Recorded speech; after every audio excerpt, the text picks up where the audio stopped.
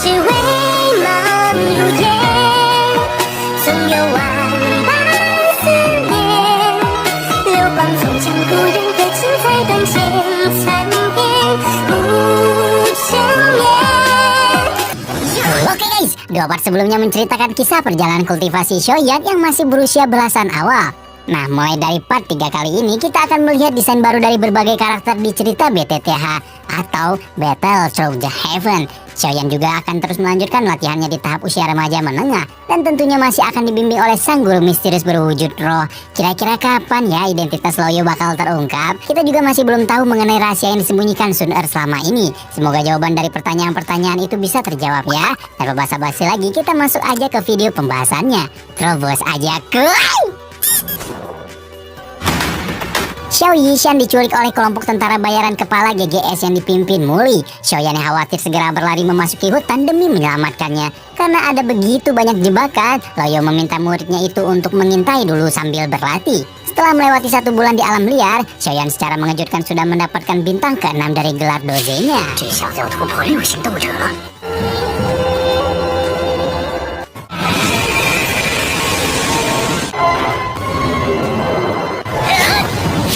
Loyo mengira kalau masih butuh 2 minggu lagi agar muridnya itu bisa sampai ke tahap ini. Kemungkinan gangguan dari tentara bayaran yang sudah membuatnya sehebat ini. Kekuatan Shoyan saat ini masih belum bisa dikatakan cukup, sebab masih ada janji bertarung melawan Nalan Yanran dalam 1 tahun lagi. Gadis yang sudah membuatnya mempertaruhkan harga diri keluarganya. Beberapa jam kemudian Shoyan melihat ada sebuah kelompok tentara bayaran yang dikirim untuk patroli. Saat ini harga kepalanya sudah dipatok pada angka 8.000 koin emas. Tapi mereka mungkin tidak akan mendapat uang yang sudah dinanti-nanti tersebut.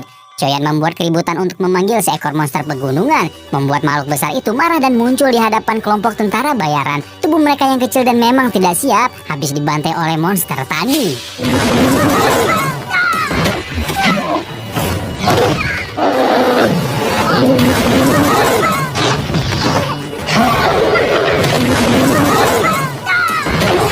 Bagaikan tidak ada harapan lain, seorang tentara bayaran mencoba melemparkan sebuah batu ke wajah sang monster. Usaha tersebut jelas sangat sia-sia, tapi nyawanya secara ajaib terselamatkan karena bantuan dari Shoyan.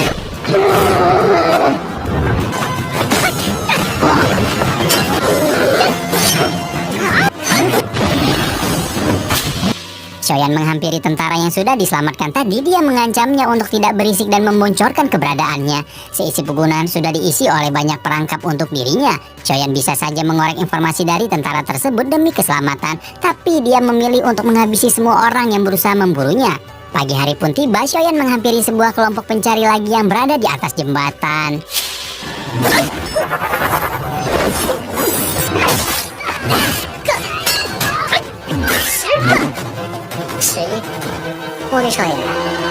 Matahari sekali lagi terbenam, namun tugas yang diberikan untuk berjaga dan berpatroli masih terus harus dilakukan oleh para bawahan. Mereka bercerita mengenai tugas-tugas sulit yang sangat menjengkelkan. Hingga tiba-tiba suara mendalam mengejutkan 3 orang tersebut. Seorang tentara bayaran mencoba mencari tahu asal suara tadi, tapi lehernya seketika terpenggal oleh kemunculan sang buronan. Shoyan mencekik seorang pria dengan tubuh gemuk, menanyakan siapa orang yang paling kuat di seluruh tentara bayaran kepala GGS itu. Orang tersebut adalah sang bos pertama yang bernama Muse, seorang dosi dengan 2 bintang. Disusul dengan Ganmu, sang dosi 9 bintang, dan Hemong dosi 8 bintang. Shoyan tampaknya akan pergi mengincar sang bos ketiga yang paling lemah duluan. Lalu cerita berpindah menuju markas utama tentara bayaran kepala GGS. Muli yang merupakan anak dari Muse terlihat sedang menuangkan minuman kepada ayahnya. Tiba-tiba mereka mendapat kabar kalau semua bawahan yang dikirim ke hutan tadi sudah mati. Tidak salah lagi kalau penyerang yang diduga itu adalah Shoyan. Mereka mulai mewaspadi pemuda tersebut dan membuat rencana baru. Sementara sang gadis yang diculik Xiao Yishan sedang berada di rumah obat. Mereka sengaja menawarnya untuk membeberkan rahasia buku obat dan teknik tingkat Suan yang sudah lama hilang. Namun sebelum itu masalah Shoyan adalah hal yang harus dibereskan terlebih dahulu. Muse berniat memanggil bos ketiga Hemeng pergi mengatasi masalah Shoyan. Tapi ternyata orang yang dimaksud malah asyik bermain dengan wanita-wanita kesayangannya. Hemeng memang seorang doze 8 bintang. Tapi apakah dia sanggup melawan Shoyan sang pemuda berbakat?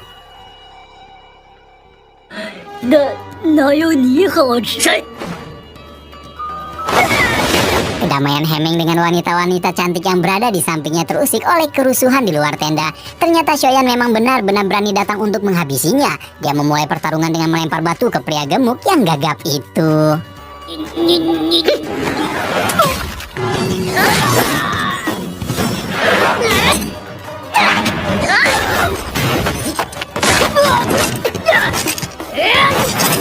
Serangan Xiaoyan pada awalnya memang berhasil menghempaskan Hemeng ke berbagai arah, tapi kemampuan sebenarnya dari pria itu adalah pertahanan yang sangat kuat. Dia sudah bagaikan benteng besar yang bisa mengeluarkan pukulan.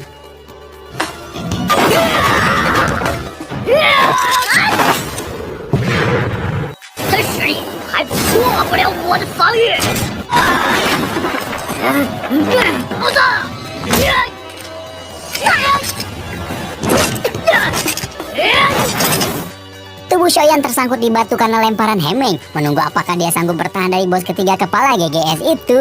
Semua ahli bela diri di benua Doki memanfaatkan kekuatan dan teknik untuk memenangkan pertarungan. Teknik dibagi 4 tingkat mulai dari Tian, Di, Suang, dan Huang. Tapi besar kekuatan kembali lagi ke level Doki setiap orang. Kita berlanjut ke cerita utama memperlihatkan Xiaoyan yang berhasil keluar dari batu tadi dengan mudah. Lalu melanjutkan pertarungan dengan teknik Doki yang sudah dipelajarinya.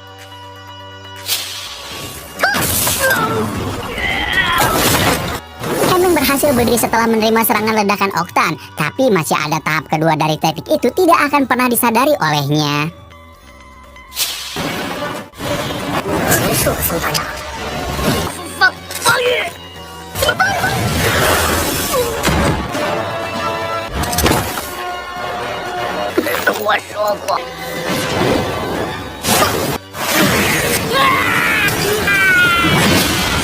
Hemeng yang mati mengenaskan dibawa ke hadapan Muse sang pemimpin kelompok bayaran. Melihat sosok saudaranya yang sudah tidak bernyawa, Muse yang murka memerintahkan semua dose dengan bintang 5 ke atas untuk masuk ke hutan. Kita berpindah ke rumah obat yang pernah dimaksud sebelumnya melihat sosok gadis yang menjadi tujuan dari penyelamatan Xiaoyan. Xiao Yisan yang diculik keadaannya terlihat cukup baik. Dia juga menerima surat mengenai keberhasilan Xiaoyan mengalahkan Hemeng. Beberapa saat kemudian muncul seorang pria yang menjadi pemilik dari rumah obat tersebut. Pria bernama Tuan Yao ini datang untuk bertanya mengenai identitas Xiaoyan dari Yishan. Tapi demi menjaga keselamatan mereka berdua, Yishan berbohong kalau mereka tidak pernah melakukan perjalanan bersama. Dia juga membicarakan soal harta karun kepala GGS yang menjadi keributan orang-orang. Mungkin inilah tujuan sebenarnya Tuan Yao datang kepada Yishan untuk menanyakan isi dan kunci dari harta karun tersebut. Kembali lagi ke Xiaoyan yang berada di hutan pegunungan. Dia melanjutkan kultivasi setelah mengalahkan Hemeng tadi malam. Tapi kemenangan tersebut belum bisa dikatakan sukses besar. Karena itulah Loyo akan menunjukkan sebuah teknik doki yang cukup kuat sebagai bekal untuknya.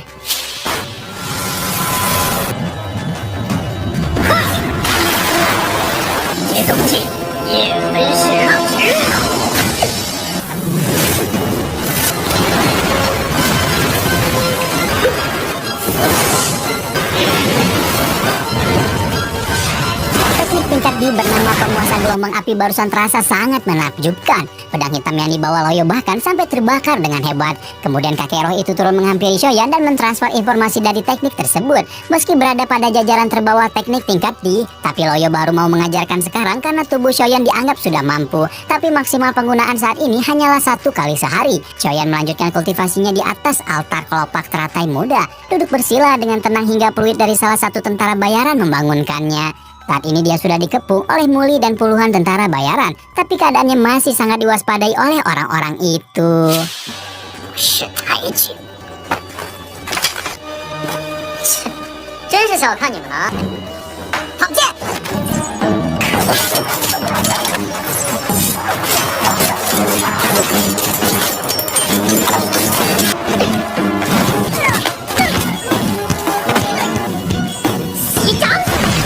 Xiaoyan berlari dengan cepat selama beberapa jam hingga akhirnya dia terpaksa berhenti karena terjebak di ujung sebuah tebing. Sementara Muse bersama dengan Muli dan puluhan tentara bayaran lain sudah memblokir jalur pelarian. Xiaoyan mengeluarkan kunci dari peti harta karun yang dicari-cari, tapi dia justru menghancurkannya dan membuat amarah Muse semakin menjadi-jadi.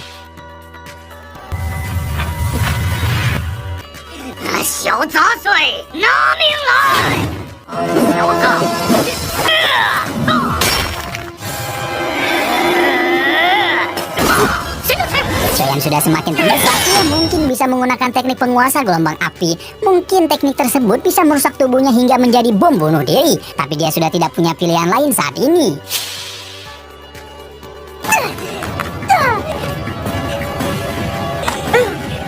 切记，以你的实力，此招最多使用一次。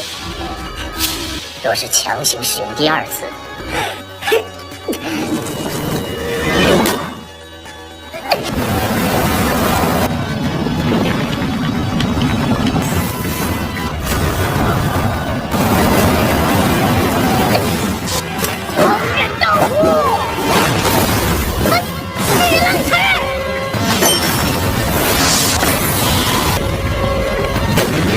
Kekuatannya berada di atas Choyan, tapi teknik tingkat D memang bukanlah sesuatu yang bisa dihadapi dengan mudah. Sayangnya kondisi Choyan juga sudah tidak bisa dikatakan baik-baik saja. Tubuhnya terlalu lemah hingga tak sadar sudah jatuh bebas ke bawah jurang.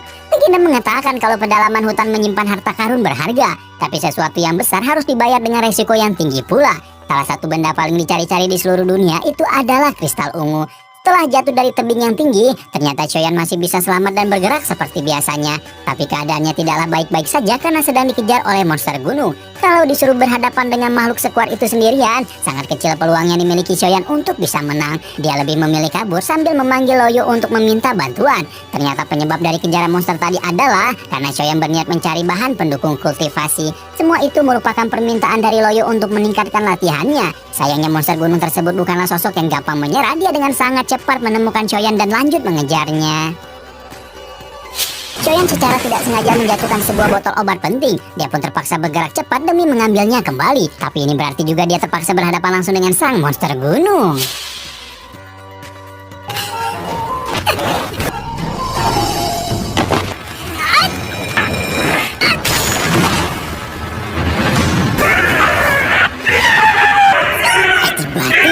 Monster gunung memasang wajah ketakutan dan kabur begitu saja. Dari sudut yang cukup jauh terbang seorang gadis cantik dengan kekuatan yang luar biasa. Tampaknya dia sedang berhadapan dengan monster level 6 sang Raja Singa. Gelar minimal untuk bisa menghadapi makhluk buas tersebut adalah Do Huang. Sang Raja Singa bersayap dengan tanduk panjang di kepalanya berbicara dengan wanita tersebut. Seorang ahli bela diri yang menginginkan kristal ungu dari sang penguasa gunung. Memang benar kalau sang Raja Singa memiliki sebuah potongan kristal ungu, tapi benda tersebut sangatlah sulit untuk didapatkannya. Dia hanya mau menukarkan dengan harta yang setara, yaitu pil pengubah bentuk untuk naik ke level selanjutnya. Monster dengan level tinggi memiliki kecerdasan layaknya manusia. Pertarungan kali ini akan menjadi gambaran seperti apa lawan yang akan Choyan hadapi di masa depan.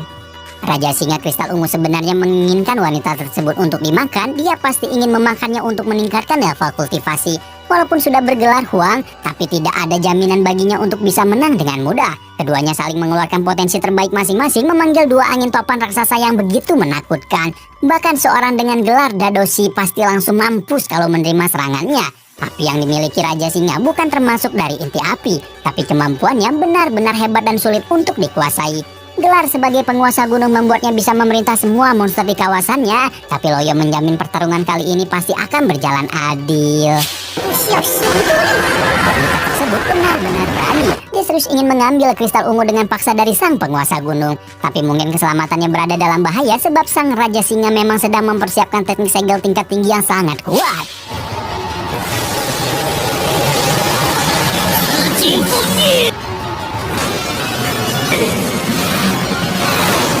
Barusan benar-benar mengenai tubuhnya secara telah, tapi dia masih sempat memberikan serangan balik dan gerakan tipu untuk kabur. Raja Singa yang marah memerintahkan semua bawahannya untuk mencari sosok tersebut. Sementara Choyan yang tertiup kuatnya arus udara malah terjatuh ke bawah jurang. Keesokan harinya ketika matahari sudah terbit, Choyan pergi ke air terjun untuk membasuh wajahnya. Dia berbicara dengan Loyo mengenai beberapa cerita tentang Raja Singa dan kristal ungu. Setelah berjalan melewati beberapa batuan, Choyan bertemu dengan sang wanita bergelar Huang yang terkapar di tanah. Dia ragu apakah harus menyelamatkannya atau tidak. Tapi pada akhirnya Choyan memilih untuk menggendong wanita itu dan membawanya ke gua.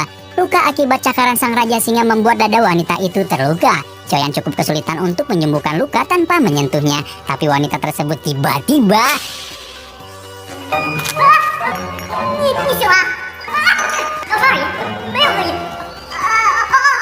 Choyan tidak ingin bersikap macam-macam dengan seorang bergelar Huang. Tapi wanita itu terlalu lemah untuk mengobati dirinya sendiri. Dia terpaksa meminta bantuan pemuda tak dikenal untuk merawatnya. Bagian tubuhnya dilapisi oleh zirah yang sangat kuat, berkat inilah nyawanya masih bisa terselamatkan. Tapi bagian luka yang berada di bawahnya baru bisa diobati apabila pakaiannya dibuka. Untungnya Xiaoyan mendapatkan izin untuk melakukan hal tersebut.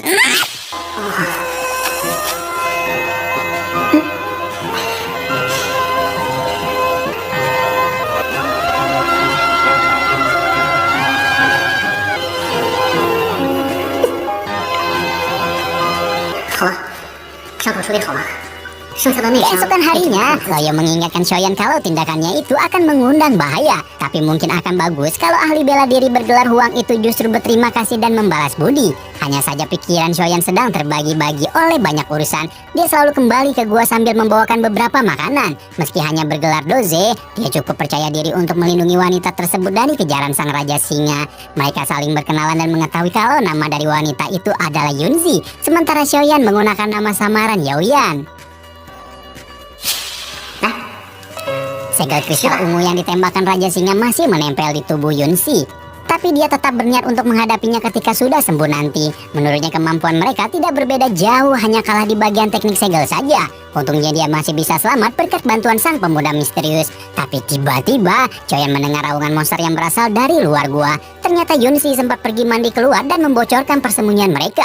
Xiaoyan pun tidak punya pilihan lain selain keluar dan bertarung sendirian. Meski sempat marah karena Xiaoyan malah ingin melindunginya sendirian, Yunzi tetap cemas menunggu kedatangan sang penyelamat itu. Xiaoyan akhirnya kembali dengan luka-luka yang cukup parah, kemudian terbangun di atas pangkuan seorang wanita cantik. Monster yang Xiaoyan hadapi barusan berada di level 2, tapi dia tetap kesulitan untuk menghadapi terlalu banyak musuh sendirian. Yunzi pun berniat membalas budi dengan merawat Xiaoyan hari ini. Tapi mungkin ini bukanlah ide bagus sebab Yunzi bukanlah orang yang lembut dan bisa memasak. Dia memberikan Xiaoyan sebuah ikan panggang yang sangat gosong. Pemuda itu terpaksa memakannya sampai habis tanpa menyadari kalau ada bahan aneh yang dimasukkan ke dalam ikan tersebut. Ternyata Yunzi memasukkan sebuah obat perangsang ke dalam makanan tersebut. Mereka berdua secara tidak sengaja memakannya dalam dosis yang cukup banyak. Keduanya pun mulai terpengaruh efek obat dan mendekap tubuh masing-masing dengan erat. Xiaoyan tidak bisa menahan nafsunya. Begitu juga dengan wanita cantik di hadapannya. Pikiran keduanya mungkin masih waras, tapi tubuh yang sudah terpengaruh obat tidak bisa bertahan melawan efeknya. Loyo mengira kalau pemandangan ini sangatlah menarik, tapi Xiaoyan tidak ingin bertindak curang kepada Yunzi. Dan ada juga cerita beginian ya.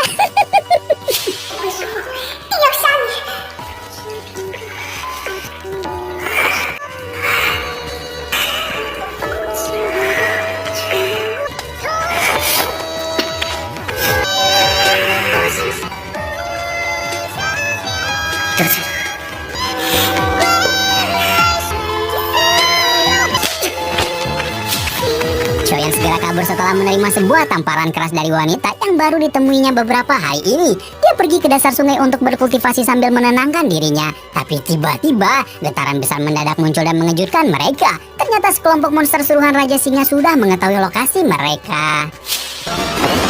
Xiaoyan ingin datang menyelamatkannya, dia justru dihadang oleh sebuah pedang tipis pendek dan tatapan marah. Mereka tidak akan sempat bertengkar mengenai kesalahpahaman sebelumnya, sebab sang Raja Singa juga ikut datang ke lokasi tersebut. Yunzi terpaksa menghadapinya dengan segel yang masih terperangkap di dalam tubuhnya. Di saat yang bersamaan, Xiaoyan berlari dengan cepat melewati berbagai medan demi bisa mencapai sarang sang Raja Singa. Tempat tersebut dijaga oleh beberapa monster level tinggi. Dia harus menyelinap dengan hati-hati untuk mendapatkan kristal ungu, kemudian memberikannya kepada Yunzi agar kekuatan wanita itu meningkat. Untuk menemukan kristal ungu, Xiaoyan mendapatkan sebuah alat pendeteksi dari Yunzi. Dia berlari dengan hati-hati sambil membawa benda tersebut. Setelah sampai di bagian tengah sarang, Xiaoyan menemukan seekor singa yang sedang tidur di antara tumpukan kristal. Pada bagian atas terdapat sebuah bola aneh yang bersinar dengan sangat terang. Meski Loyo sudah berkeliling masuk gua singa berkali-kali, tapi baru kali ini dia menemukan lokasi kristal ungu yang asli. Xiaoyan menggunakan buah Zian untuk menghadapi singa level 3 yang menjaga di sana. Tapi bukan untuk bertarung dan mengalahkannya, dia ingin membuat monster tersebut sakit perut dan kabur untuk buang air. Bola aneh yang bersinar terang itu terasa sangat panas dan tidak mungkin untuk disentuh. Loyo meminta Xiaoyan untuk mengeluarkan kembali kristal pelacak. Dia menggunakan benda tersebut untuk mengangkat penutup yang berada di bawah sarang hingga menemukan kunci untuk membuka kristal ungu. Karena takut akan mubazir, Xiaoyan dengan berani meminum tetesan kristal ungu yang terjatuh. Dia kemudian segera berlari karena sang singa penjaga sudah kembali ke bagian tengah sarang. Oh, 告诉你们，小紫晶一失亡。 Shoyan memang bisa menghadapi dua monster level 2 sekaligus, tapi mustahil untuk bisa berdiri di hadapan monster level 3. Ketika sedang berlari dari kejaran singa, tiba-tiba efek dari kristal ungu mulai menggerogoti tubuhnya. Tubuh Shoyan mungkin tidak sanggup untuk menahan kekuatan yang sangat besar, tapi serangannya setelah mengkonsumsi kristal ungu memang luar biasa. Saat ini tubuhnya sempoyongan karena menahan kesadaran hingga kekuatan kristal ungu sekali lagi meledak.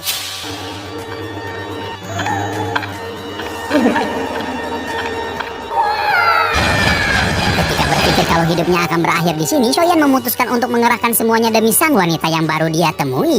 Dia memecahkan beberapa botol kristal ungu untuk diserap sendirian. Manusia biasa dengan level lemah pasti akan langsung mati melalui tindakan gila ini. Tapi berbeda dengan Shoyan yang memang pada awalnya berbeda dari yang lain. Dia menghunuskan pedang hitamnya dengan kekuatan maksimal, melesatkan kekuatan terbaik yang dia miliki tepat ke hadapan sang raja singa. Kemudian jatuh dengan keadaan yang sangat sekarat sambil ditangkap oleh Yunzi. Keesokan harinya Shoyan kembali terbangun dalam keadaan yang cukup bugar. Dia mendapati dirinya dikelilingi beberapa benda milik Yunzi. Wanita cantik yang sangat kuat itu terpaksa meninggalkannya. Mereka berdua memiliki urusan masing-masing yang harus diselesaikan. Yunzi memang adalah ahli bela diri yang sangat berbakat, tapi dia terlalu fokus berlatih sampai tidak sadar kalau hatinya justru berlabuh kepada seorang pemuda tak dikenal. Yunzi pergi dengan meninggalkan beberapa barang miliknya kepada Shoyan. Di antaranya adalah sebuah jirah berwarna biru. Selanjutnya adalah sebuah gulungan teknik dan rahasia yang belum Shoyan sadari. Ketika Loyo meminta muridnya itu untuk memeriksa aliran energi, Shoyan terkejut karena dirinya sudah menjadi seorang doze 9 bintang. Semalam kondisi Shoyan sangatlah kritis, tapi Yunzi memberikan kekuatan spiritualnya untuk menyembuhkan pemuda tersebut. Dia juga membimbing api ungu baru milik Shoyan dan menaikkan level kultivasinya. Setelah itu pergi tanpa mengucapkan selamat tinggal. Gulungan yang diberikan Yunzi kepada Shoyan berisi teknik tingkat Shuan bernama langkah ledakan. Loyo cukup tertarik dengan gulungan tersebut. Mereka berdua pun segera pergi ke hutan untuk melatihnya bersama-sama.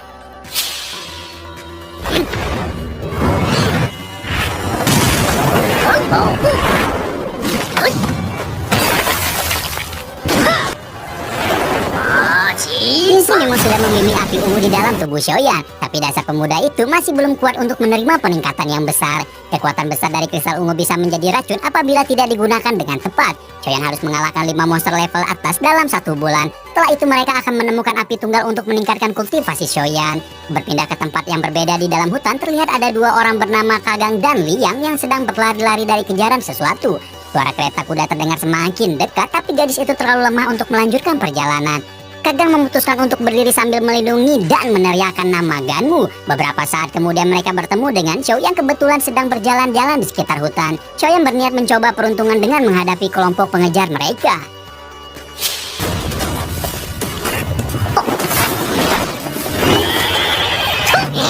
Shou yang meninggalkan Ganmu sendirian untuk ditanyai beberapa pertanyaan, tapi bos kedua dari tentara bayaran kepala GGS itu justru meremehkannya.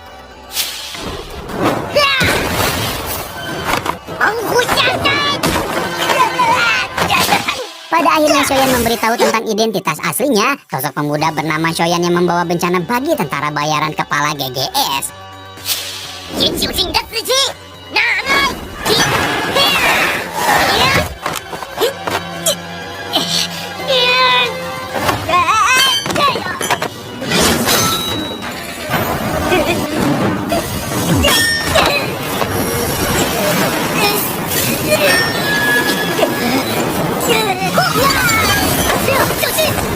Shoyan menghentikan pedangnya setelah mendengar nama Shou Yishan. Sang gadis ahli obat itu sedang ditawan oleh pemilik rumah obat bernama Yao. Dia berniat mengambil keuntungan dari Yishan berupa rahasia buku racun 7 warna. Tapi ketika Shoyan lengah, Ganmu sudah bergerak untuk menghajar Kagang dan Lin.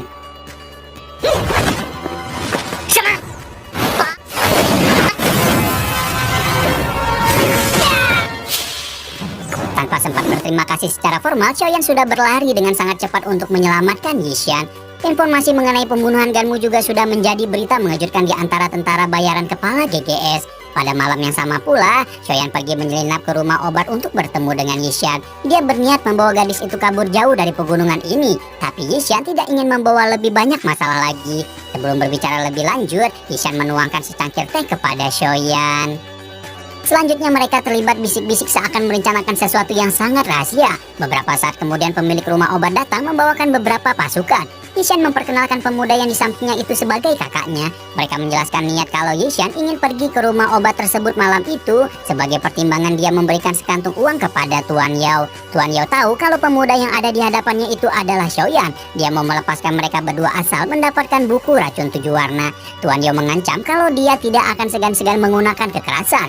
Tapi berita tentang kehebatan Xiaoyan dalam membantai tentara bayaran sudah tersebar kemana-mana. Karena hal itu pula Tuan Yao sudah menyebarkan racun ke tubuh Xiaoyan sebagai antisipasi. Yishan tahu sendiri kemampuan sang pemilik rumah obat. Dia sudah memberikan penawar racun ke dalam tekote. Kalau dalam urusan racun, Yishan jauh lebih hebat daripada orang-orang yang pernah dia temui. Saat ini di kursi yang diduduki Tuan Yao, sudah ada banyak racun berbahaya yang ditanamkan di sana. Seketika ancaman Tuan Yao menjadi sia-sia.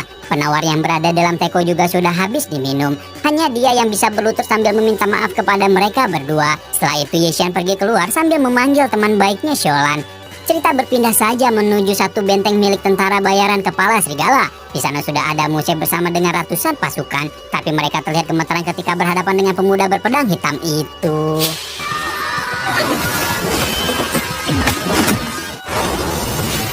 Pada dasarnya Xiaoyan memang tidak akan bertarung sendirian. Yishan datang dari langit membawakan sebaran racun untuk mengalahkan para tentara bawahan. Karena sudah begini tampaknya Muse sang pemimpin kelompok akan maju untuk berhadapan langsung.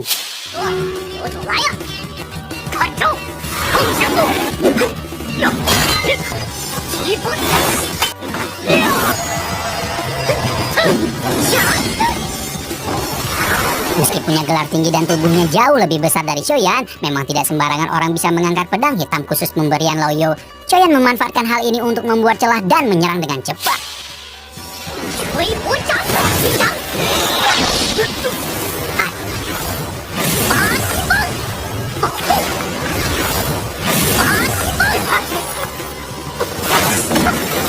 Demi menghadapi seorang pemuda yang sudah mengacak-acak kelompok tentaranya, Muse membuka paksa kotak harta karun dan mempelajari teknik di dalamnya. Kalau sudah begini, Xiaoyan juga terpaksa menggunakan kemampuan terkuatnya.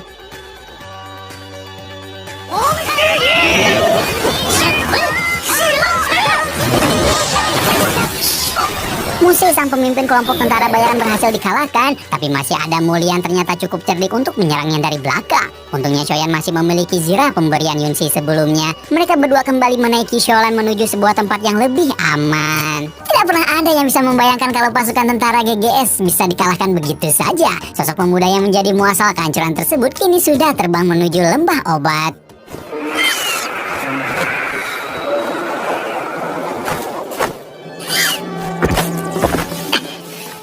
Merasakan kumpulan energi murni yang tersebar di lembah tersebut. Tempat ini cukup jauh dari pemukiman manusia, ditemukan secara tidak sengaja oleh Xiaoyan yang sempat terbang di atasnya.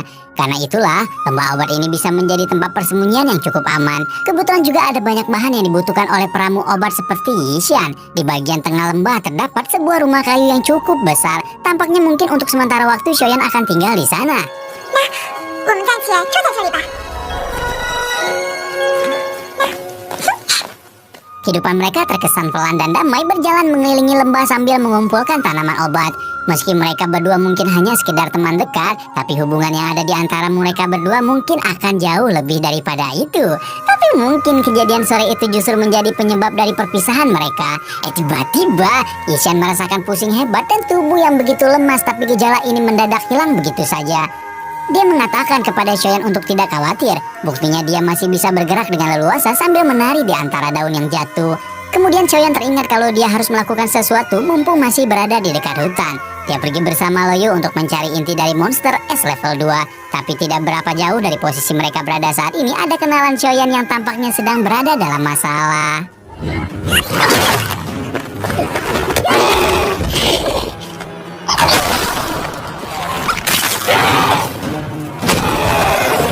Selain Kagang dan Lin, tampaknya kelompok tentara bayaran darah ini sekarang ditemani oleh seorang wanita bernama King Ye.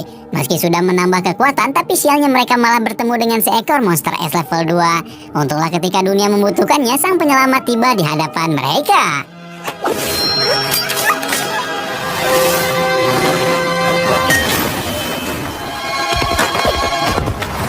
这里怎么会出现2阶冰雪魔兽？七爷，你没事吧？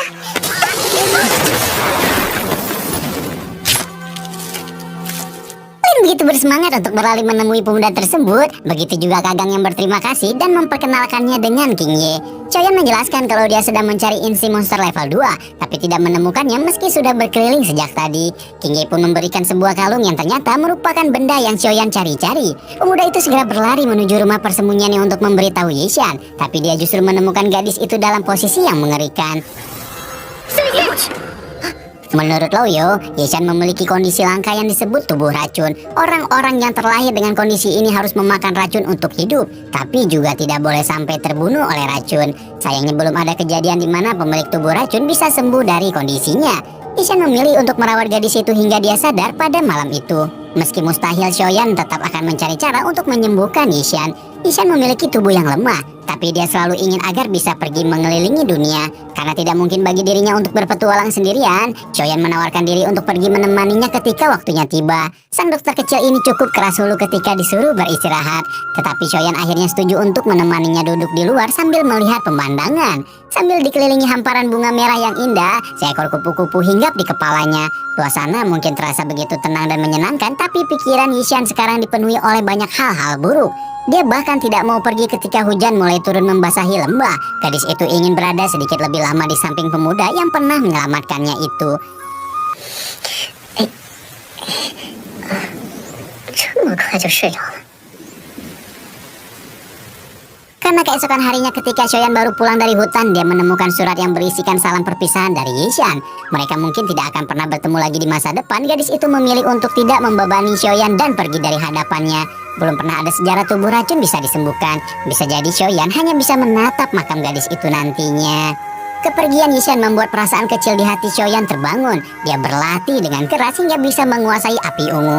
Kemampuan kultivasinya juga meningkat menjadi seorang dosi bintang 1. Tujuan selanjutnya yang akan Choyan datang saat ini adalah Gurun Tagore. Tapi sebelum itu, mereka harus pergi ke kota Batu Hitam untuk mencari tumpangan. 吞噬了紫色火焰，焚诀才进化了1级。哇，这就是黑岩城。 Sihir api Choyan sudah berubah menjadi level 1 setelah menelan api ungu. Sihir api Choyan sudah berubah menjadi level 1 setelah menelan api ungu. Meski sangat lemah, tapi dia sudah bisa mulai menggunakan serangan api kapan saja. Agar kekuatannya bertambah, dia harus menemukan inti api untuk ditelan. Ketika berada di kota Batu Hitam nanti, Loyo meminta Choyan untuk pergi ke asosiasi alkemis dan mencari bantuan.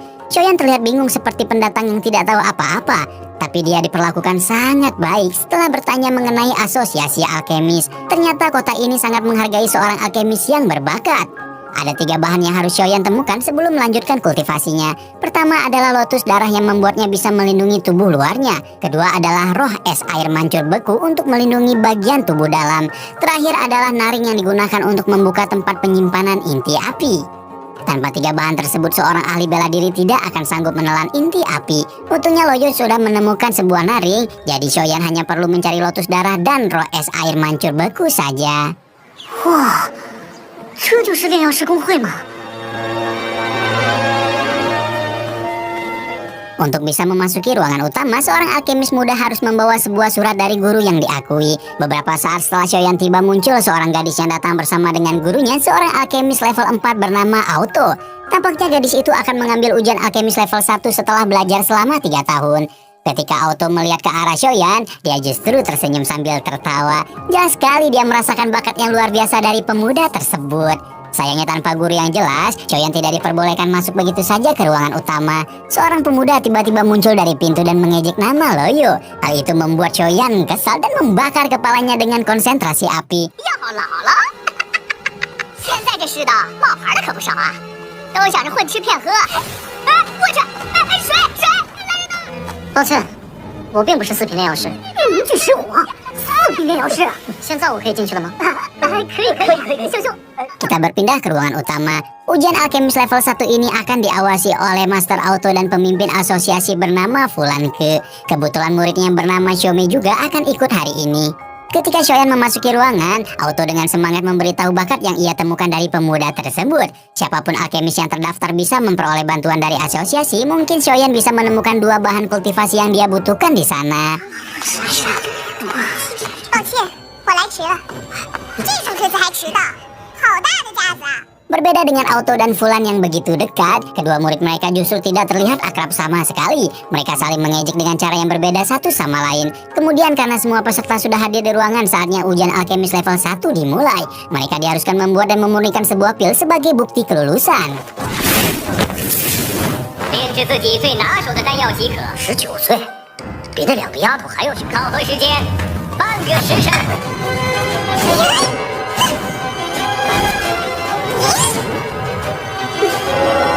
考核时间到。 Fulan memutuskan kalau Xiaomi dan Lin Fei layak untuk lulus dalam ujian kali ini. Selanjutnya adalah giliran Xiaoyan yang ternyata berhasil menciptakan pil peningkat energi tingkat tinggi. Dia menjadi alkemis termuda yang pernah terdaftar di asosiasi. Tapi bagikan kurang puas, Xiaoyan langsung meminta izin untuk mengikuti ujian alkemis level 2. Untuk bisa mengikuti ujian tersebut, seorang diharuskan memiliki gelar dosi dan mampu menyaring obat tingkat tinggi, yang mana keduanya memang sudah ada pada diri Xiaoyan. Meski begitu, dia tidak sombong dan melawan ucapan Lin Fei. Ujian level 2 yang akan Xiaoyan jalani mengharuskannya menyaring pil penyembuh luka level 2. Tapi kemuniannya hampir setara dengan obat level 3. Jelas sekali kalau Lin Fei memang sengaja mengerjainya, tapi kedua pemimpin asosiasi sama sekali tidak mempermasalahkannya. Mereka justru terkejut ketika Xiaoyan menyemburkan api ungu dari tubuhnya. Kehebatannya ini benar-benar gabungan dari bakat besar dan guru yang hebat. Menggunakan api ungu juga berarti kekuatan api dan energi spiritualnya harus sesuai. 我忽然间很想见识一下他的老师了。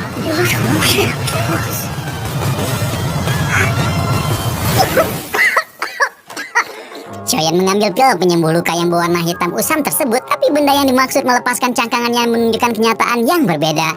Dengan begini, Xiaoyan secara resmi menjadi alkemis level 2 termuda sepanjang sejarah asosiasi. Kemudian tanpa mengulur waktu lagi, Xiaoyan langsung mengutarakan maksudnya mencari 2 bahan untuk kultivasi. Mereka akan pergi ke ruangan Fulan untuk membicarakan hal tersebut.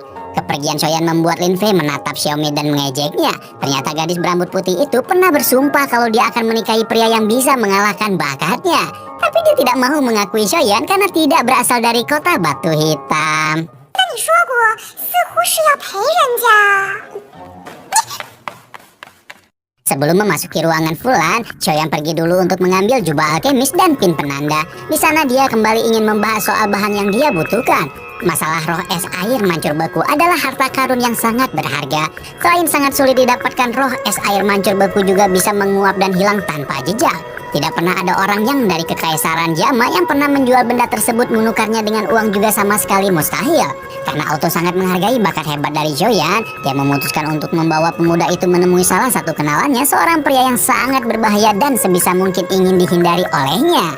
Tempat tinggal pria misterius itu penuh dengan jebakan dan ilusi berbahaya. Xiaoyan benar-benar harus fokus dan tidak boleh sampai terbuai oleh keadaan. 别乱碰什么东西。小妍，进来吧。七叶花，血晶草。 Di dalam ruangan utamanya, Xiaoyan menemukan puluhan harta karun super langka yang terpajang rapi, dijaga oleh seorang pria pendek yang menjilat sebuah artefak berbentuk kodok. Pria yang sedang ditemui oleh Auto dan Xiaoyan itu bernama Gute. Auto pernah mendengar kalau Gute sempat menemukan sebuah roh es air mancur beku beberapa tahun lalu, tapi dia menyerahkan urusan tawar-menawar kepada Xiaoyan sendiri. Sifat Gute memang cukup buruk, dia sangat membenci orang-orang baru yang datang ke rumahnya. Meski menolak menjual satupun koleksi barang berharganya, Xiaoyan merasa kalau pria itu mungkin mau melakukan barter dengan harta karun yang setara. 那您看这个怎么样？这是好东西。我还以为你知道它是什么呢。 Tentu saja kristal ungu yang sempat ditemukannya merupakan harta karun yang luar biasa. Toyo sendiri bahkan tidak pernah menemukannya seumur hidupnya. Kristal ungu dan roh es air mancur beku adalah 2 benda yang sangat langka. Gute tampaknya ingin mengambil keuntungan dari penawaran ini, tapi Xiaoyan memutuskan untuk pergi begitu saja dari gudang harta tersebut. Keadaan sekitar mereka berubah menjadi sangat lambat. Siapapun yang mengubah pikirannya lebih dulu akan kalah dalam pertarungan kali ini. Dan akhirnya Gute pun memutuskan untuk menghentikan pemuda itu dan menyetujui pertukaran mereka. 你赢了，骨头大师，多谢成全了。骨头大师，奴府将冰凉寒泉拿出来给我看看。今日算是有幸了，这什么姐？ Sayangnya roh es air mancur beku yang Xiaoyan cari disimpan di dalam sempaknya Gute. Untungnya benda tersebut benar-benar asli sesuai dengan apa yang diharapkannya. Keesokan harinya sambil tetap mengenakan jubah alkemis, Xiaoyan pergi ke kawasan pasar untuk menunggu pemimpin asosiasi. Dia melihat keributan yang terjadi di sana disebabkan oleh pria yang pernah mengejek Loyo dan gurunya. Untungnya sebelum mereka sempat bertemu, Auto bersama dengan Fulan dan murid-murid mereka datang mengunjungi pemuda tersebut. Fulan membawakan inti api level 3 dan sebuah tawaran kepada Xiaoyan. Dia ingin pemuda itu datang lagi dalam 6 bulan untuk mengikuti event alkemis besar di kota Batu Hitam. 就连大陆上其他帝国的一些炼药师也会赶来凑热闹，帝国炼药界的盛事，错过了可是有些遗憾呐、好，那萧炎便不多做停留了，谢谢各位的好意。舒服。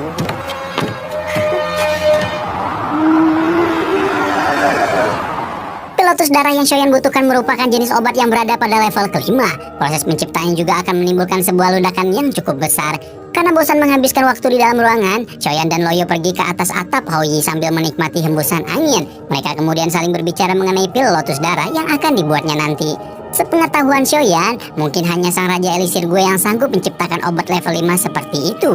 Selagi Loyo meramu dan menyaring pil lotus darah, Xiaoyan akan memperhatikannya sambil berjaga kalau ada penyusup. Tanpa disadari sudah 2,5 hari berlalu semenjak mereka memulai penyaringan. Tetapi seperti yang sudah diperingatkan sebelumnya, terjadi sebuah ledakan pertanda pil tersebut hampir selesai. Alkemis tingkat tinggi pasti langsung sadar dan ingin merebut benda tersebut. Xiaoyan yang berdiri di depan pintu bertemu dengan 2 alkemis senior dan seorang murid. Tanpa menahan diri sama sekali, 2 alkemis senior itu meminta Xiaoyan untuk memberikan benda penyebab ledakan barusan. Untungnya Xiaoyan bukan orang yang bodoh yang mudah dipengaruhi. Dia tidak segan-segan menggunakan kekerasan apabila ada orang yang berani mengganggu gurunya.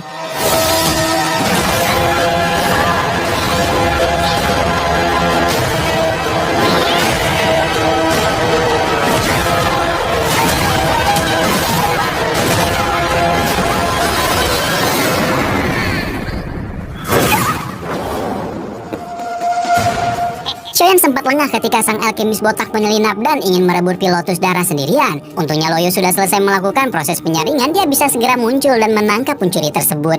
Alkemis botak mengaku kalau dia tidak berniat untuk macam-macam, tapi di balik tangannya sudah ada sebuah racun yang siap untuk digunakan.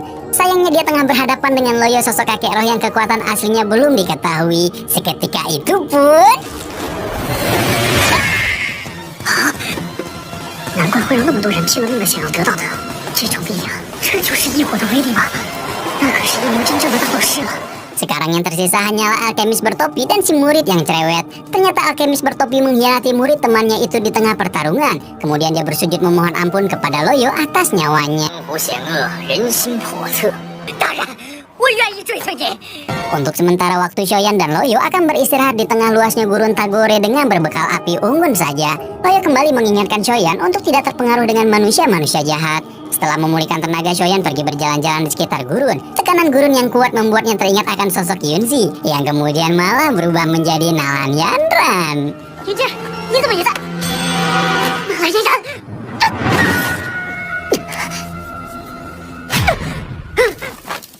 Ternyata semua itu hanya merupakan mimpi buruk. Janji 3 tahun yang tidak dia sadari sudah berjalan menuju saat-saat terakhir.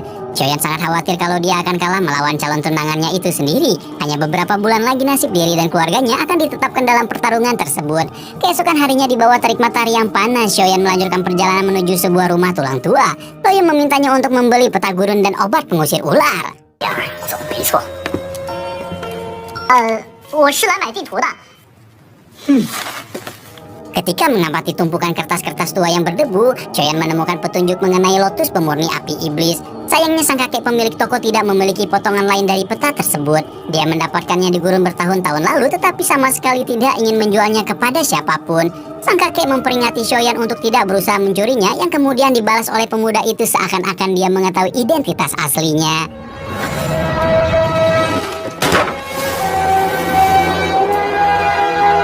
Dahulu dikisahkan di Kekaisaran Jama terdapat seorang ahli bela diri yang sangat kuat. Sosoknya diberi gelar Kaisar Es dan sempat bertarung dengan pemimpin sekte klan Yunlan dari keluarga Nalan. Dia sanggup bertarung melawan 2 Do Huang seakan-akan bukan masalah. Lalu kita berlanjut ke cerita utama mengisahkan seorang kakek tua yang kemungkinan besar kekuatan aslinya berada di level Do Huang. 这种强者，为什么偏偏都让我遇到？魔皇，魔皇。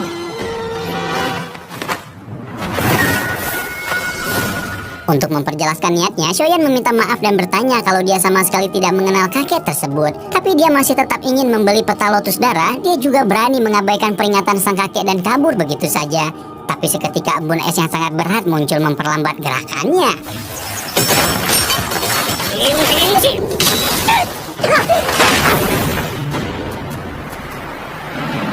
Meski sudah berada di level Doshi, bukan berarti Shoyan akan sanggup melawan kakek tua yang berada di level Dohuang. Puluhan biang es berupa mata tombak dilesatkan ke arah tubuhnya.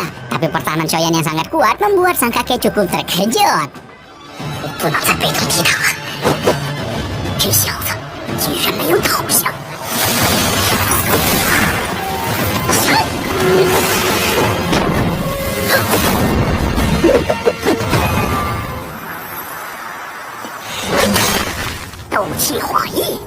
Sekali lagi sang kakek dibuat terkejut dengan sepasang sayap doki milik Shoyan. Karena sudah lama tidak menemukan pemandangan semenarik ini, dia berniat untuk tidak melepaskan Shoyan dengan mudah.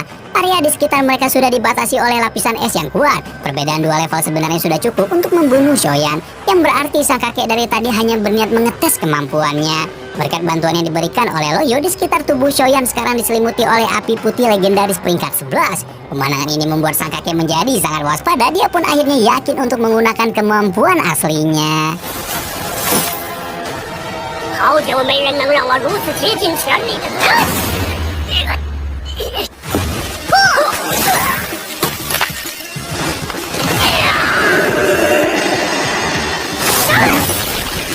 这小子究竟干了什么？文兵帅上，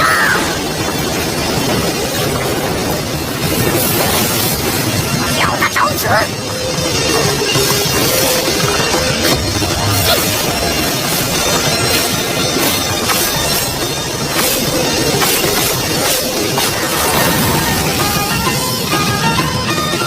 Tidak hanya berhasil lolos dari kematian, Shoyan secara mengejutkan juga berhasil menyegel seorang Dohuang. Sang kakek sudah bersembunyi selama 20 tahun tanpa bertemu dengan orang-orang kuat. Dia memiliki salah satu potongan peta lotus darah yang disimpan secara rahasia. Dia mau memberikan potongan tersebut asal tubuhnya dibebaskan dari segel es.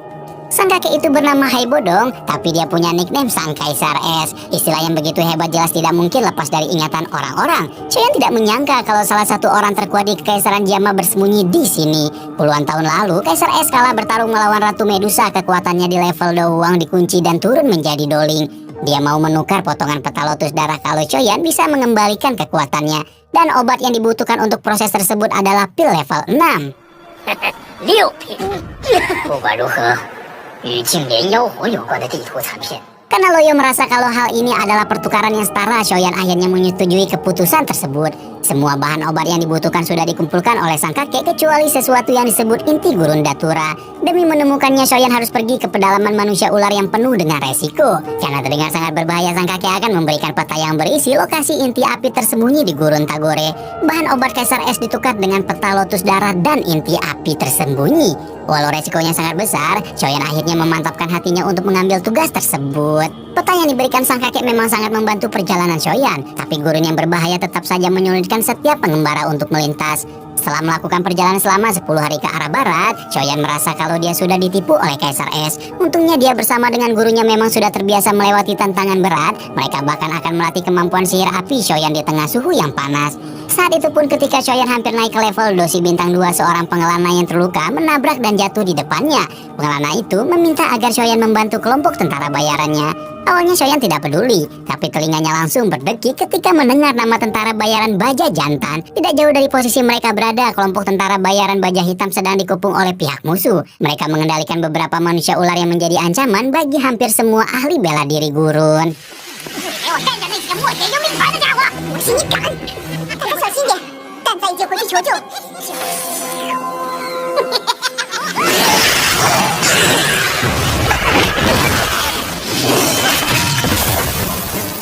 Untungnya Shoyan tiba tepat waktu dan menyelamatkan mereka semua. Pengelana yang tadi meminta bantuan pun sampai kaget ketika melihat semuanya sudah dibereskan. Selanjutnya Shoyan ikut bersama dengan rombongan tadi menuju markas mereka. Di sana dia sempat melihat seorang gadis yang dirundung oleh seorang pemilik toko. Gadis itu bernama King Ling, seorang keturunan langka yang memiliki darah setengah manusia dan setengah ular. Dia sangat takut karena keberadaannya dianggap sebagai aib, tapi Xiaoyan sama sekali tidak mempermasalahkan darah keturunannya. Xiaoyan melanjutkan perjalanan menuju rumah utama, menemui kedua pemimpin kelompok tentara bayaran baja hitam yang ternyata adalah kakak-kakak kandungnya. 看来在我们走后，你经历了很多。大哥也是越来越英俊潇洒了。好，今天我们一醉方休。 Meski sudah lama tidak bertemu, ketiga saudara ini memiliki ikatan yang kuat antara satu sama lain. Pada malam harinya mereka mengadakan jamuan atas kunjungan si bungsu yang selama ini terpisah. Pembicaraan awal dibuka dengan kondisi Qinlin yang selalu dijauhi oleh orang-orang, kemudian berlanjut mengenai masalah keanehan kultivasi Xiaoyan yang sempat melemah. Saat-saat itu membuat Xiaoyan menjadi aib keluarga, hanya keluarga dekatlah yang melindungi pemuda itu dari ejekan orang-orang. Xiaoding dan Xiaoli memutuskan untuk pergi ke Kaisaran Jiama dan membentuk sebuah kelompok tentara bayaran. Mereka menginginkan sebuah tempat untuk hidup damai bersama-sama. Xiaoding dan Xiaoli tampaknya juga merindukan ayah mereka di kota hutan, tapi Xiaoyan meminta agar mereka berdua tetap berada di sini untuk sementara waktu. Perjanjian 3 tahun yang diadakan dengan keluarga Nalan menjadi alasan permintaannya itu. Untuk menjadi lebih kuat, Xiaoyan menceritakan niatnya mencari inti api dan melatih kultivasinya. Tapi kedua kakak-kakaknya ingin adik bungsunya itu bersembunyi dan tidak mengikuti perjanjian tersebut. Perbedaan pendapat membuat mereka sempat cekcok hingga akhirnya baku hantam.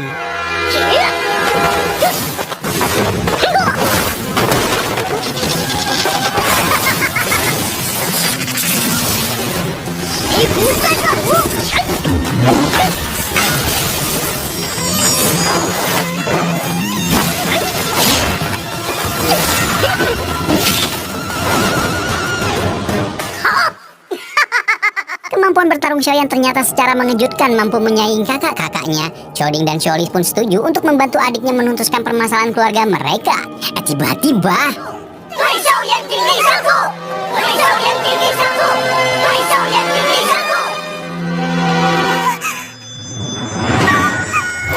di benua Doki yang luas ini terdapat sesuatu yang sangat berharga dan disebut inti api. Tidak ada yang tahu pasti dari mana benda tersebut berasal, tapi kekuatan di dalamnya bisa membalikan berbagai takdir kehidupan. Inti api dibentuk oleh berbagai fenomena alam selama ribuan tahun. Salah satunya akan membentuk wujud seperti ribuan teratai yang kemudian pula akan melahirkan suatu harta bernama api Qinglian. Harta ini dicari-cari oleh berbagai petualang di seluruh dunia, bergerak menuju tempat terpanas tanpa satupun ada yang bisa meraihnya termasuk Otan. Kembali lagi menuju markas tentara bayaran baja jantan yang dipimpin oleh Xiao bersaudara. Mereka bersama dengan sang bungsu sedang membahas mengenai peta gurun milik Hai Bodong. Meski sudah berada di sana selama bertahun-tahun, tapi Xiaoding dan Xiaolin tidak pernah melihat peta selengkap ini. Tiba-tiba Qinlin terkejut ketika ikut bergabung bersama mereka. Dia ragu-ragu berkata kalau ada keanehan yang terjadi pada bagian timur kota Simu. Gadis itu merasakan energi yang sangat kuat muncul dari kawasan tersebut, serta memiliki kesamaan dengan darah yang dimilikinya. Energinya terasa lebih kuat daripada pimpinan tentara bayaran gurun yang merupakan seorang dadoshi. Orang yang cocok dengan semua ciri-ciri tersebut tampaknya hanya Ratu Medusa. Meskipun sudah berselang selama setengah tahun, tapi Qinlin masih dapat merasakan energi tersebut samar-samar. Terutama ketika Xiaolin dan Xiaoyan saling bertarung kemarin. Sayangnya lokasi yang Qinlin tuju berada di ujung markas tentara bayaran gurun. 我依靠着体内的那丝蛇人血脉的大团长和萧炎少爷切磋时，能量刚好再次爆发，他所遗留下来的狂暴能量还会时不时的发作，应该是这个地方。 Kita berpindah langsung menuju kelompok yang dimaksud. Setelah dikalahkan oleh Xiaoyan, pria yang bernama Mosing segera mengadu kepada bos mereka. Kedua kelompok ini saling menguasai setiap bagian di Gurun Tiger. Dia juga memberitahu informasi mengenai level kekuatan Xiaoyan yang hanya seorang dosi. Kedatangan musuh tampaknya membuat emosi Lobu, sang pemimpin tentara bayaran gurun, menjadi terpancing. Kedua kelompok sedang bersiap untuk menjalankan misi masing-masing. Salah satunya adalah Xiaoyan yang sedang bergerak menuju lokasi yang disebutkan Qinglin.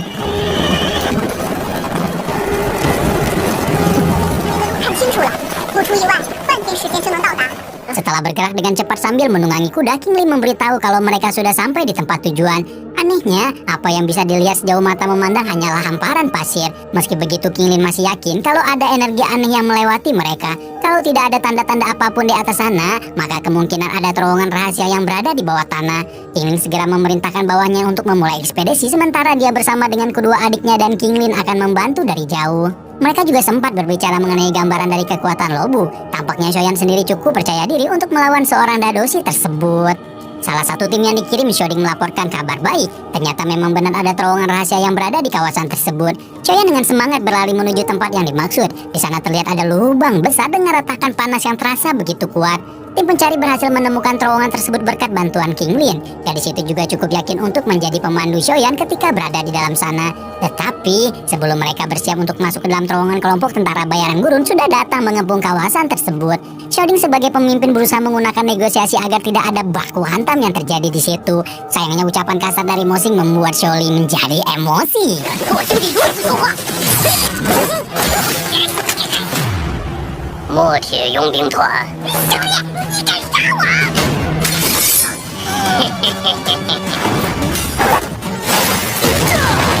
？Xiaolin sendiri berada pada level Doki yang lebih tinggi dari Shoyan, tapi dia masih belum cukup kuat untuk berhadapan dengan seorang Dadoshi. Tanpa kekuatan sama sekali, Shoyan berani menyapa pemimpin kelompok tentara bayaran gurun tersebut. Mosing lagi-lagi memanas-manasi Lobu agar emosinya terpancing, tapi mereka semua terdiam ketika mengetahui rahasia terpendam yang disembunyikan pemuda itu. 老大，你看，他们都快骑到我们头上了。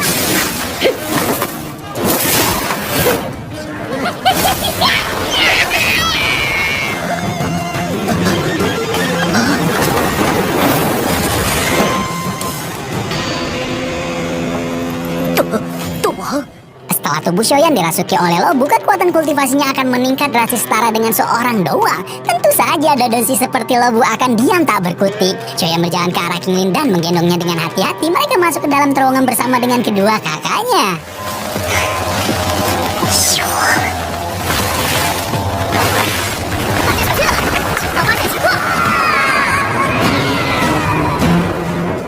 Setelah jatuh entah berapa kilometer ke dasar terowongan, tim pencari inti api akan melanjutkan perjalanan dengan berjalan kaki.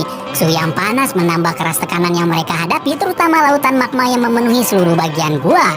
Bahkan Xiaoding sendiri tidak tahu kalau ada tempat semacam ini di bawah kota Shimo. Sebagai seorang pengendali kayu, api adalah kelemahan utamanya dalam bertarung. Untungnya Shoyan masih memiliki sayap Doki yang memungkinkannya untuk terbang. 我去试试。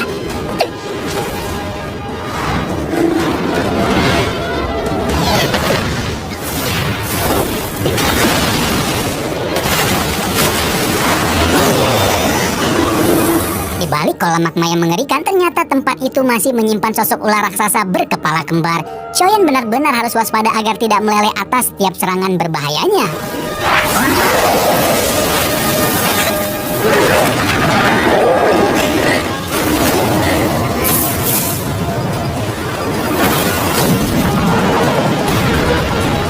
Salah satu serangan ular kembar benar-benar mengenai pemuda itu dengan telak. Xiaoding pun sampai tak percaya kalau dia akan kehilangan adiknya di sana.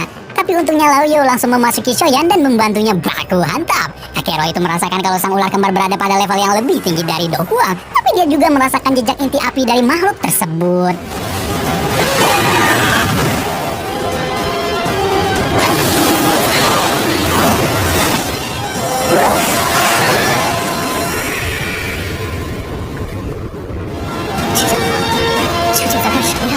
Secara ajaib, Shoyan benar-benar berhasil melepaskan diri dari lawan yang lebih kuat darinya. Tapi monster tersebut sekarang justru berenang dengan cepat mengincar Xiaoding dan King Lin.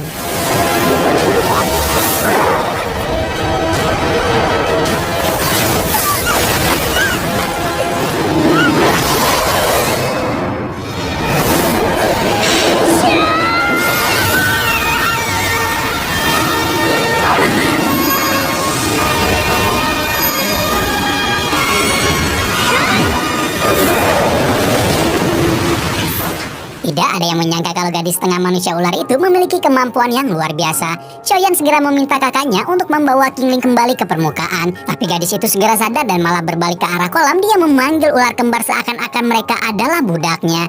Dia menyadari kalau King Lin adalah gadis pemilik 3 kelopak ular. Dia memiliki kemampuan untuk menjadikan ras ular sebagai bawahannya. Ular kembar tersebut bahkan juga memberitahu di mana lokasi inti api yang mereka cari-cari. Tanpa menunggu lama, Shoyan akan menyelami lautan magma sambil mengikuti ular kembar. Selama berada di dalam sana, Loyo akan melindunginya dengan kekuatan api putih, tapi batas waktu yang mereka miliki hanya 1 jam saja. Api putih Loyo tidak berada dalam kekuatan penuh, maka dari itu mereka harus bergerak cepat sebelum tubuh Shoyan tidak terlindungi lagi. Setengah jam berenang di bawah magma, Shoyan merasa putus asa dan memutuskan untuk kembali ke atas. Tapi sang ular kembar justru menariknya ke bawah dengan cepat. Ternyata mereka benar-benar sudah dekat dengan sumber api yang dimaksud. Api Tapi Kingling berada pada level 19 dalam daftar inti api. Tapi harta tersebut adalah sesuatu yang sangat cocok untuk level kultivasi Shoyan. Sayangnya apa yang ditemukan pemuda itu justru hanyalah omong kosong. Teratai biru sudah terbentuk sempurna, tetapi inti api yang seharusnya berada di sana malah menghilang. Seketika seluruh harapan Shoyan runtuh begitu saja. Dia sudah bersemangat untuk menjadi lebih kuat dan mempertaruhkan banyak hal. Untungnya nasihat dari Loyo telah berhasil membuatnya ceria lagi. 齐大陆这么大，要不是只有这里才有异火。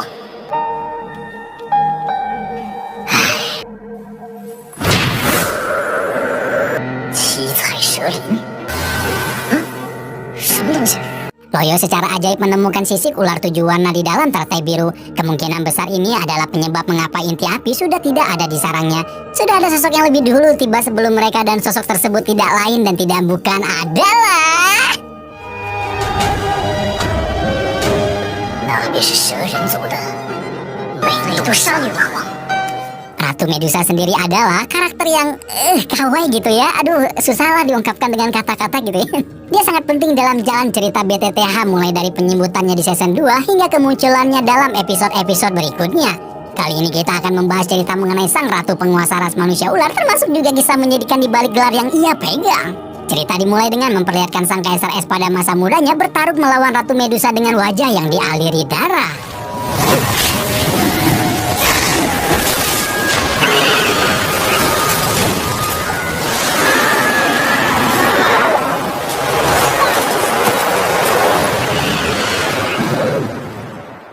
Permusuhan antara ras manusia dan manusia ular sudah terjadi selama ribuan tahun. Sayangnya kelemahan dari ras ini adalah jumlah mereka yang sedikit hingga terpaksa mundur ke pedalaman gurun Tager.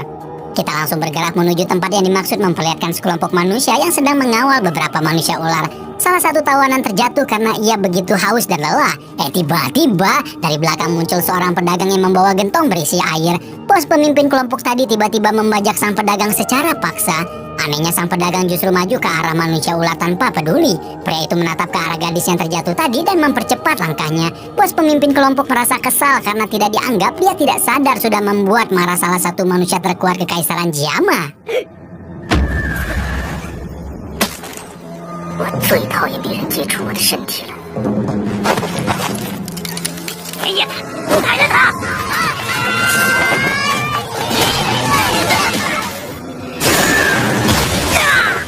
Pria bernama Hai Bodong itu mengatakan kalau dia diminta untuk membawa kembali gadis ular tersebut. Dia membebaskan borgol yang diikat para tawanan dengan begitu mudah.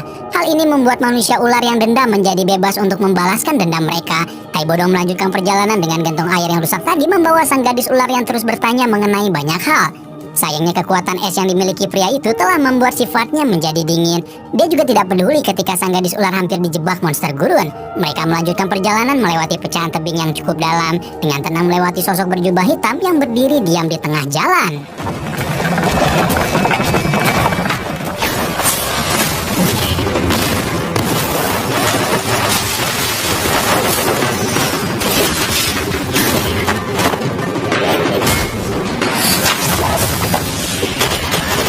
Hai Bodong mengurung sang gadis ular itu di dalam gentong kayak tuyul selagi dia bertarung dengan penyerang tak dikenal. Jelas sekali kalau penyerang tadi juga mengincar sang gadis ular. Tapi kemampuan ilusi dari Hai Bodong telah menyamarkan bagian gentong air yang asli dari pandangannya.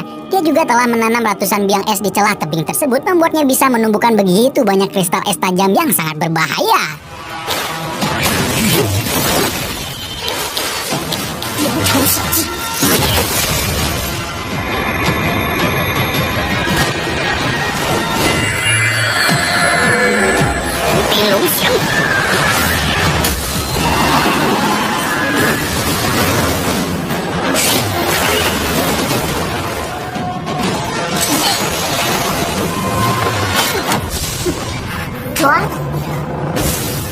Tanpa disangka-sangka sang penyerang berjubah berhasil menangkap Hai Bodong dengan tangannya. Sang Kaisar Es berusaha menggunakan cara khusus untuk kabur meski pundaknya terkena gigitan ular beracun.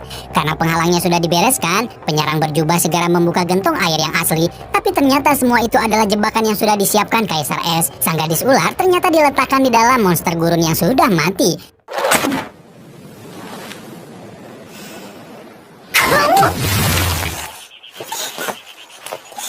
Kita berpindah menuju lokasi tujuan Hai Bodong dan gadis ular, sebuah markas dari organisasi tak dikenal yang dipenuhi orang-orang barbar.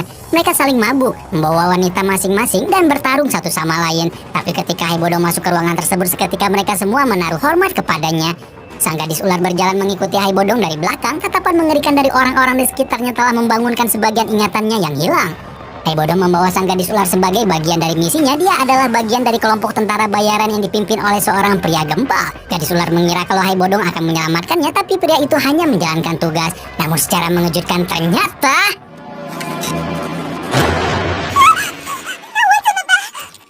交易完成，既然雇主已死，就拿你的纳戒来抵扣吧。 Hai Bodong tidak mau bertanggung jawab atas kehidupan siapapun, tapi gadis ular itu tidak memiliki ingatan dan takut apabila ditinggal sendirian. Tiba-tiba seisi bangunan bergetar dengan sangat hebat. Tekanan yang luar biasa mendadak muncul dan menarik semua orang ke tanah. Dari balik pintu bangunan, sekelompok prajurit manusia ular muncul secara bersamaan. Mereka membuka jalan untuk pemimpin mereka yang paling dihormati.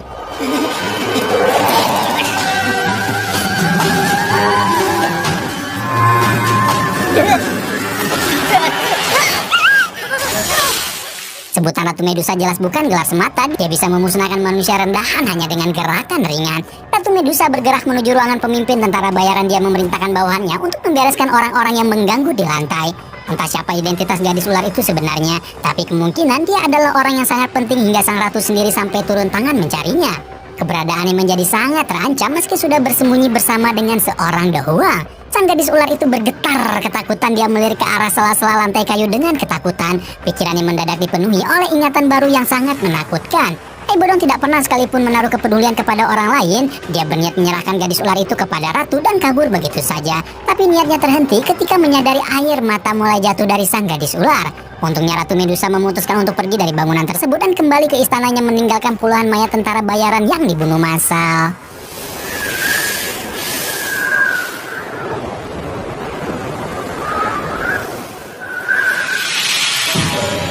Beberapa tahun lalu di istana manusia ular terjadi perdebatan yang melibatkan Ratu Medusa dengan para cenayangnya. Tampaknya ada sosok penting yang baru saja meninggalkan istana kala itu, membuat sang Ratu Medusa menjadi gelisah karenanya.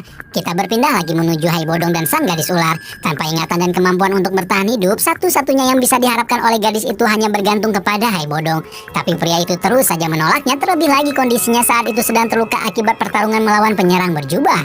Iklim gurun yang sangat keras membuat sang gadis ular menjadi kesusahan. Tapi bukan berarti Hai Bodong sendiri sanggup untuk melanjutkan perjalanan begitu saja. Gadis ular menawarkan bantuan untuk menyembuhkan luka Hai Bodong, tapi pria itu sama sekali tidak memperdulikan tindakannya.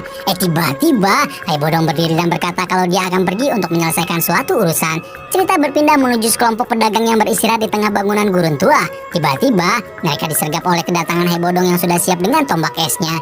Namun sebelum terjadi pertumpahan darah, sang gadis ular muncul mendadak dan menghentikannya.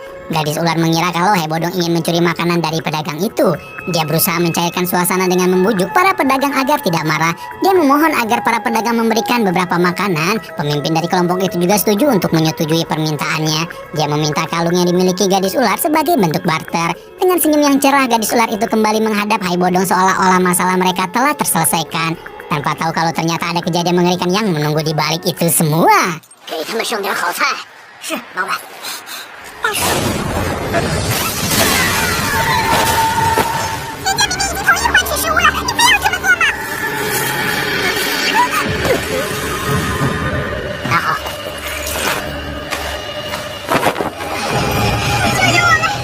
Pedagang hanyalah identitas yang dirahasiakan oleh kelompok tentara bayaran itu. Mereka dengan sengaja pura-pura lemah dan pingsan di hadapan sang Kaisar Es. Padahal sebenarnya tujuan dari perjalanan mereka adalah menculik manusia-manusia ular. Hai Bodong tampaknya akan bertarung melawan 3 doang dan beberapa ahli bela diri tingkat menengah.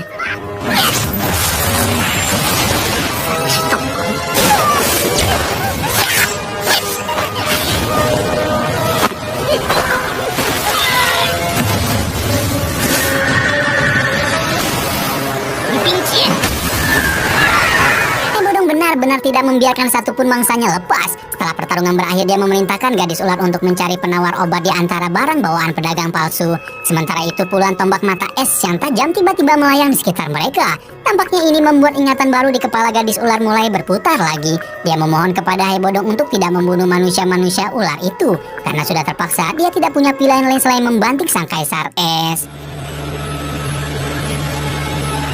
他们会透露我们行踪全部清楚才是正确的规则。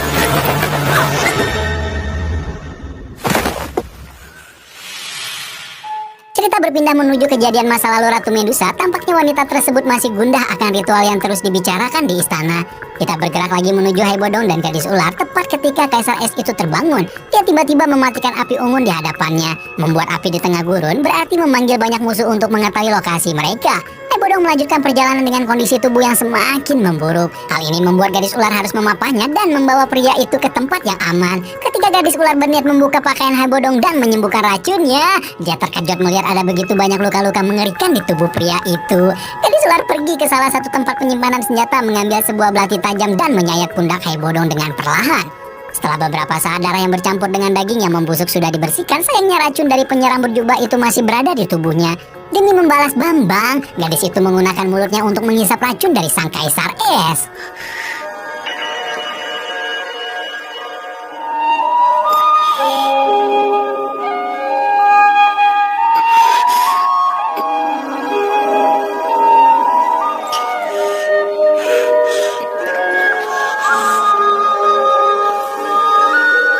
Keesokan harinya Hai Bodong bersama dengan gadis ular akan pergi menuju kota terdekat. Di sana pula dia akan benar-benar pergi meninggalkan gadis tanpa ingatan itu. Sebelum matahari pagi mulai menyinari gurun, gadis ular tidur lebih dulu di dalam tempat persembunyiannya.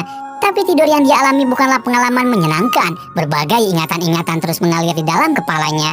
Di sana pula terlihat kalau sosok yang kabur dari istana manusia ular disebut sebagai pengkhianat.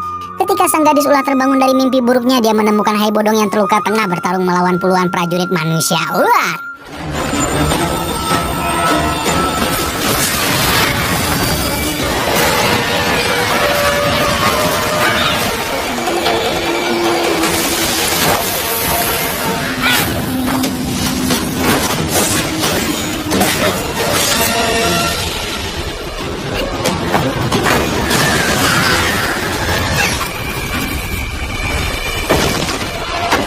Tempat gadis ular dan Hai Bodong bersembunyi sebelumnya adalah cangkang bekas karang raksasa yang sudah mati. Meski bisa kabur meninggalkan gadis itu, Hai Bodong terus bertarung di atas cangkang kerang tadi.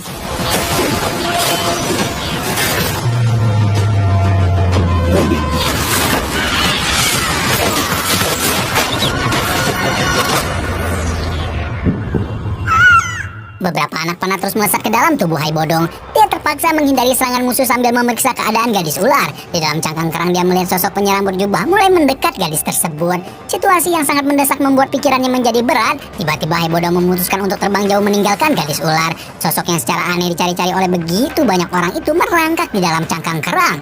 Penyerang berjubah berjalan menghampirinya dengan perlahan. Sebelum tangannya sempat menyentuh gadis tersebut, tiba-tiba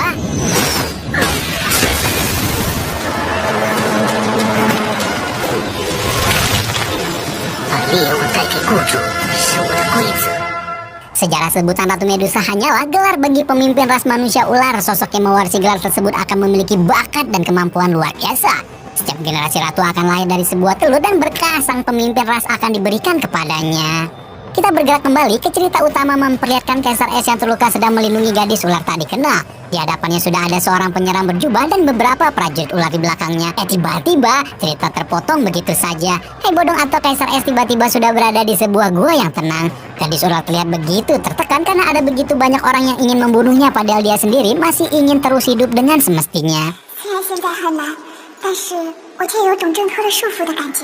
Perjalanan yang berat bersama Hai Bodong ternyata sudah membuka kepingan ingatan dari gadis tersebut. Namanya adalah Sayin. Dia menaruh harapan kepada Hai Bodong sebagai penyelamatnya. Namun ada batasan antara ras manusia dan manusia ular yang tidak boleh mereka langgar. Meski begitu ada kesamaan antara Sayin dan Hai Bodong. Mereka berdua sama-sama lahir di lingkungan yang ketat akan peraturan. Sedari kecil, Hai Bodong sudah mengadu nasib dengan mematuhi setiap peraturan tentara bayaran. Salah satu pria terkuat di Kekaisaran Jama itu sempat memiliki orang yang ia cintai. Tapi karena mereka terlahir di organisasi yang sama, hubungan yang begitu dekat akan ditentang dengan keras oleh para pemimpin. Untuk menyelamatkan nasib Hai Bodong, wanita yang dicintainya itu justru mengorbankan dirinya sendiri. Setelah itu Hai Bodong berubah menjadi pria dingin yang tidak peduli dengan apapun, hanya tunduk dengan aturan organisasi tanpa membiarkan siapapun mendekatinya. Lalu kita berpindah menuju beberapa hari sebelum cerita utama ini berlangsung. Ketika bawahan istana datang memberitahu soal pengkhianat, Ratu Medusa segera berjalan menuju ruangannya meraih pakaian samaran yang persis dengan sang penyerang berjubah. Dia adalah orang yang meminta bos Hai Bodong untuk menculik Sayin. Ratu Medusa benar-benar memaksa agar Saiyan bisa diantarkan secepat mungkin, tapi ucapan dari si bos telah membuat pemimpin ras manusia ular itu merasa kesal. 爽快！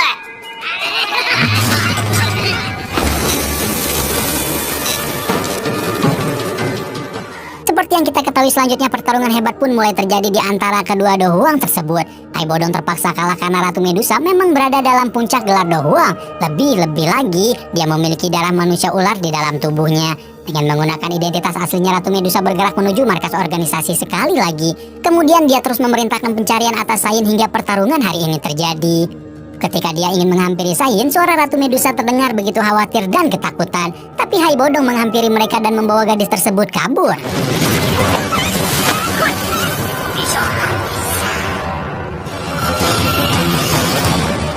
Setelah mengetahui identitas dari penyerang berjubah, kita bergerak kembali menuju cerita utama. Situasi dari Saiyan bisa dikatakan sudah aman. Dia tinggal melanjutkan perjalanan menuju kota terdekat untuk menyelamatkan diri. Tapi gadis itu justru ingin terus bersama-sama dengan Hai Bodong.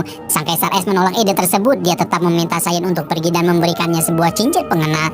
Saiyan memberikan kalung miliknya kepada Hai Bodong. Dia meminta pria itu untuk berjanji agar saling menyelamatkan diri dan bertemu lagi di masa depan. Di saat yang bersamaan, prajurit ular telah menyegel semua jalur pelarian menuju kota terdekat. Di tempat mereka berdiri pula, ribuan kristal salju mulai turun berhambur dari langit, mengantarkan tuan mereka yang merupakan penguasa es dari Kekaisaran Jama.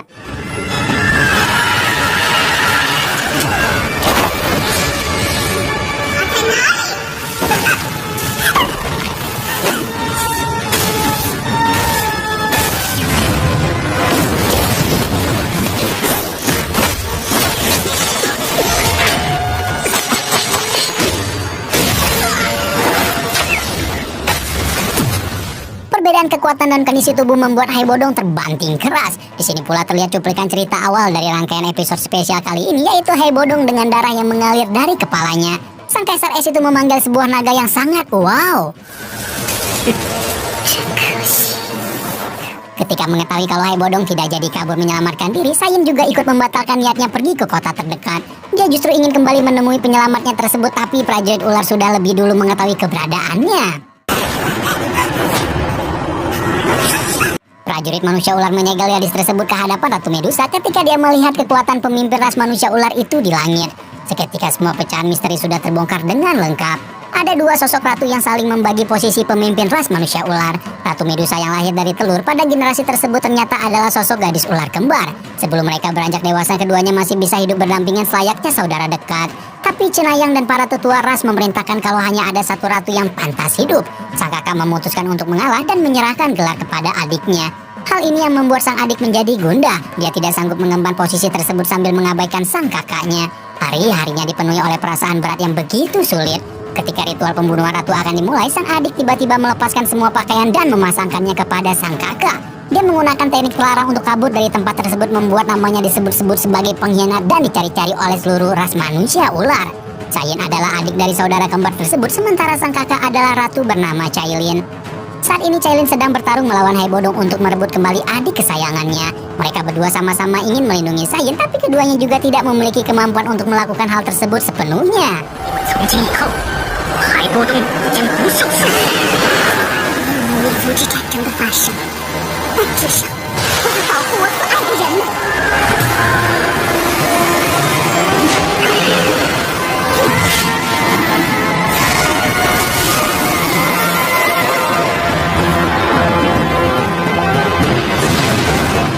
Tiba-tiba di atas langit muncul cahaya ungu yang disusul oleh gerakan kilat dari Saiyan. Ingatan dan kekuatannya telah kembali dengan utuh. Sosok tersebut juga memiliki kekuatan setara dohuang sama seperti kakaknya. Hai Bodong memang berhasil menahan serangan naga esnya, tapi kekuatan besar dari Cailin tidak bisa dihentikan begitu saja. Serangan Ratu Medusa telah mengutuk dan menyegel kekuatan Hai Bodong ke level doli. Sementara salah satu panah dari prajurit manusia ular telah menembus tubuh gadis tersebut. Cailin turun dari langit dengan mata yang dibasahi oleh air mata. Dia menghampiri adiknya yang sekarat dengan suara yang lemah. Pada akhirnya, nyawa dari Saiyan tidak terselamatkan lagi. Cailin mengangkat mayat adiknya dengan hati-hati kembali ke istana. Ketika tetua ras memerintahkan untuk membunuh Hai Bodong, seketika emosi yang sudah ditahan Cailin selama ini terlepas. Dia tidak mau lagi ada orang yang merebut kebahagiaannya. Tidak akan lagi ada saat dimana sosok yang berharga baginya akan direnggut. Dan Keren abis kan? Ternyata ada kisah yang memilukan antara sang Ratu Medusa dan Hai Bodong. Kakek-kakek tua yang menyembunyikan diri di gurun Tagir ternyata adalah mantan 10 pria terkuat di Kekaisaran Jama. Kira-kira kalau kekuatannya berhasil dibalikin bakal sekuat apa ya? Terus juga Medusa. Di part selanjutnya Xiaoyan akan bertemu langsung dengan pemimpin ras manusia ular ini. Waduh, makin gak sabar ya. Kalau 20 tahun lalu aja kekuatan yang bisa sehebat itu, gimana kalau sekarang?